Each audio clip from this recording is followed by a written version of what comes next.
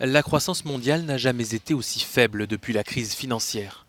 D'après le FMI, elle devrait se situer à 3% contre 3,2% lors des prévisions de juillet.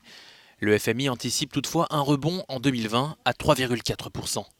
Ces estimations ont été élaborées avant l'annonce prévue vendredi d'un accord de principe entre les deux premières économies du monde.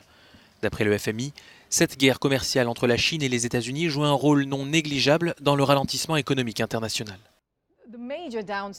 L'intensification des tensions commerciales et des tensions géopolitiques constitue le principal risque à la baisse des perspectives. Cela pourrait faire dérailler la reprise déjà fragile que nous projetons. Autre indicateur, le volume des biens et services échangés. Il ne devrait augmenter que d'1,1% en 2019 contre 3,6% l'année dernière, la plus faible progression depuis 2012. Le FMI appelle donc les États à supprimer les barrières douanières. Si Washington et Pékin signent un accord ce vendredi, l'impact sur le PIB serait atténué de 0,1 à 0,2 points. Pour rajeunir la croissance, les décideurs devraient lever les barrières commerciales et réduire les tensions géopolitiques. Les tensions au Moyen-Orient et l'incertitude liée au Brexit ont donc poussé le FMI à abaisser pour la 5e fois en un an sa prévision de croissance mondiale.